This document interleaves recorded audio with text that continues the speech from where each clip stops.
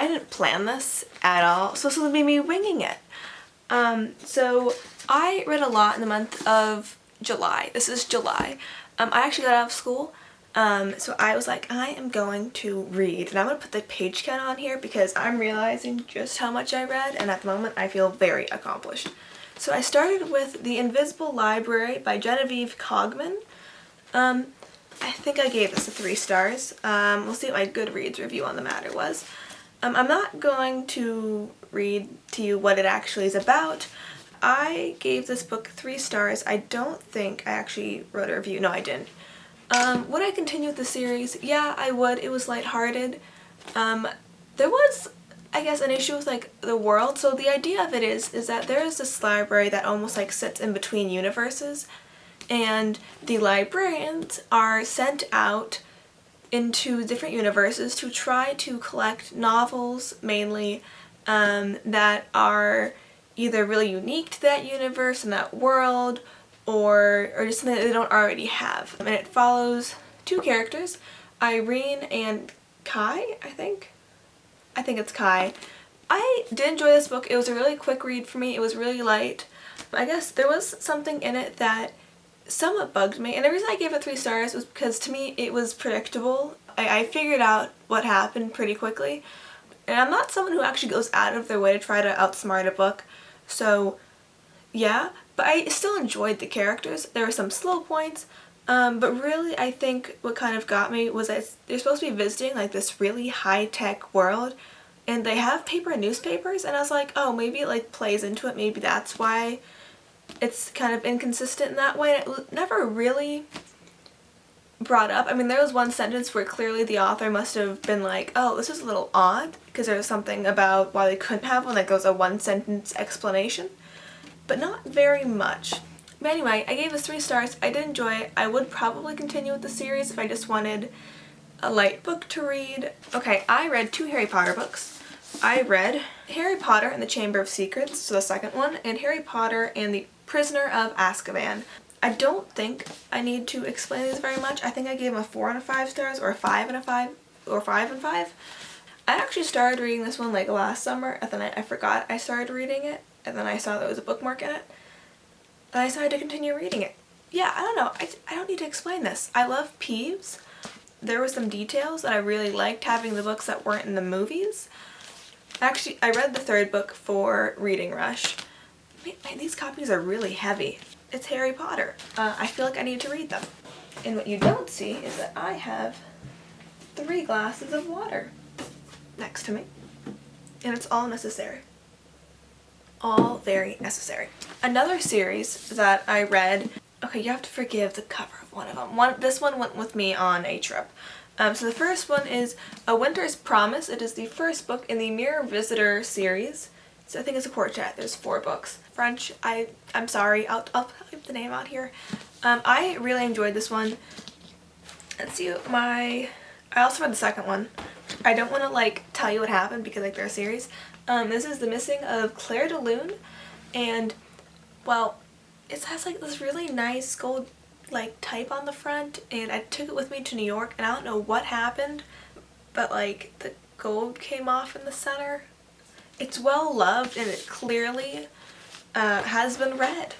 These follow a girl named Ophelia who lives on this ark where they animate. So like their powers inherited by the family spirit that lives on the ark is they can kind of animate objects, fix them. She can read them and is a mirror visitor, which is, to comment, it's not a spoiler.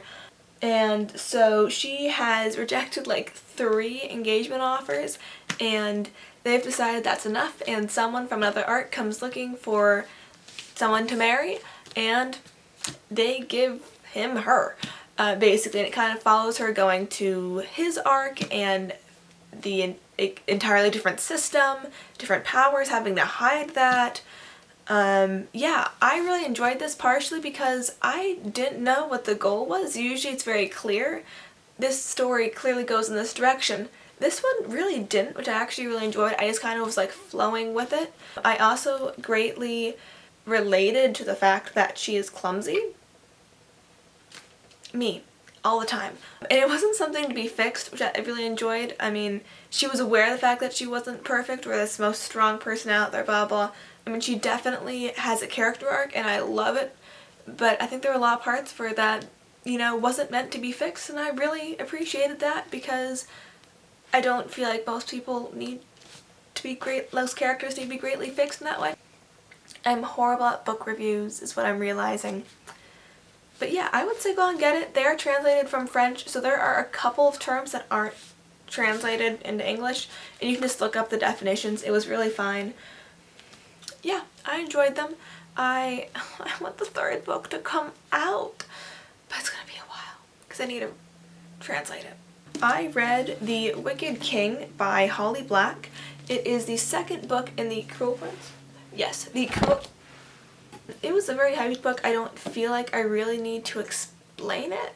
I felt like the beginning was kind of slow, but I don't know if that was actually the beginning or I just didn't really feel like reading it.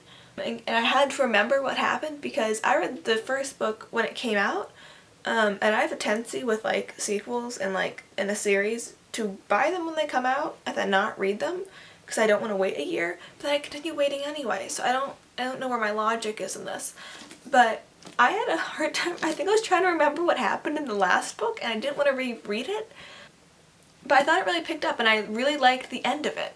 I really did. I mean, it's a little frustrating, but I'm like, yes, there's somewhere to go. What's happening? I'm not sure who to trust. And I loved it. So the main character is a human, and her name's Jude. I believe it's Jude. Again, it's been a long month. And she grew up and lives in a land of fairies, you know, and political stuff, which love. Yeah, I give it 4 stars. Just because I wasn't a huge fan at the beginning, and I think it's just how I was feeling at the moment. I think it doesn't really have much to do with the book. I enjoyed it, would still continue with the series. Falling Angel by, William Hortzberg. I'll put the name in. So I went to New York and I went to some local bookstores. I went to the Strand bookstore and I went to the Mystery Bookshop or Mystery Bookstore or something like that.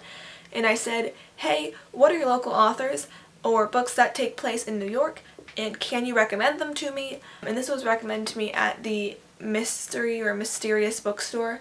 It is Falling Angel, a novel. I had issues with this book. It was published, I think, in the 70s, 60s, I think it was 70s, late 70s. I guess there were just things that made me uncomfortable about this book that I didn't feel were necessary. Like, the main character is a dude. Henry Angel, I think. I think it's Henry Angel. I think that's where the angel comes from. And he comes in contact with women, and, like, the first thing he, like, talks about are their breasts. So I think I gave this, like, a 1 or 2 stars. I mean, I finished it, which is, like, a 1 star for me, so I must have given it 2 stars. I read it in a day, or, like, 2 days, I think. I read it on a plane. I felt very uncomfortable. There was things that I don't want to spoil it because that will actually spoil the storyline. But basically, this is private investigator, and I believe it is the 50s. I could be wrong on that. I'm pretty sure it's the 50s. And Henry Angel, I really hope it's Henry Angel. Sure, I'm gonna guess it's Henry. I don't feel like reading the back of this. Is hired to basically check up on this person named Johnny Favorite, because when he dies, this guy gets money. That's what he says. And he's told that the guy's a vegetable, basically. He's in a coma and has been for the past 15 years in a hospital, and he's told to go find the person, and then he's not there, and it's kind of following everything, and then every time he, like, questions somebody, they get murdered, and things aren't lining up, and he just kind of seems to disappear off the face of the earth. And it's him finding Johnny Favorite, basically, and, you know, figuring out who to trust and who not to trust, and trying to figure out why things aren't lining up. This was something that from the very beginning, there was parts of it that I knew was going to happen, and there were parts that I did not. I would not read it again. Honestly, I kind of want to watch the movie now that those turned into, just to see what they kept and what they didn't, because there were some parts of this that made me very uncomfortable. He's a New York native. It takes place in New York. Okay, now this book I really enjoyed. It is V.E. Schwab, The Darker Shade of Magic. I feel like I'm like the last person to read this. So it follows this, I just finished this too. Who does it follow? It follows Kel. I'm not even going to try to pronounce his power because I know I'm not going to get it right. But he can use blood magic, so he can travel. So there's multiple versions of London. There's Black London, Grey London, White London, and Red London. He is from Red London. He has the power through his blood magic to create doors to each of the Londons, and he acts as a method of, basically a messenger between them. And on the side, this is not a spoiler, it's on the back of the book, and on the side he smuggles objects between the Londons because there is quite a market for that, because only him and only people with his type of magic can do that, and he's one of the last ones, and stuff happens. I also very much enjoyed this, partially because in all of them the villains, and the antagonists, didn't have a overly malicious motive, which I approved of, in the sense of like what all kind of came down to was everybody wanted to save themselves, which I loved. So in a sense everybody was relatable. Granted, do I approve or would I go with their methods? No. But I kind of saw the thought process with all of them, and it was very interesting how just the author basically made very minute changes to the world, and then what came out of that as a culture was drastically different, which I thought was really cool and really interesting. I really liked it. I really enjoyed this book. I want to go out and buy the other two. I think it's a trilogy. I don't think there's any more books in it, because I think this one came out in 2015, and then it was 16, 17 the other two books. So I want to assume it's done. And yeah, I can't wait to continue reading this. I had a great time reading it. I even highlighted some quotes from it. I thought it was great. I believe I gave it 5 stars. I'm not even going to bother to check, but would totally recommend this book. So I read in total 8 books. And that's not including the book that I'm like a third of the way through, I think. So 8 books. That is great for me because during the school year I read like very few books for myself. So I'm very happy with this. I'm trying to get through my TBR, which I'm staring at it right now, and that's not going to happen. There's too many. But I had a great time reading this month. I had some really good books in there that I really enjoyed. And if you have any recommendations, I would love to have them. I don't care if I'm supposed to be getting through my TBR. I will gladly look elsewhere because there's a reason I haven't read some of these. I'll put the page count somewhere, but thank you so much for watching. If you enjoyed this video, give it a thumbs up so I know to make more like these. And if you want to see more videos like this one, just click the subscribe button down below. Or if you're not sure yet, you can of course watch some of my other videos first. And so thank you so much for watching yet again, and I hope to see you next week.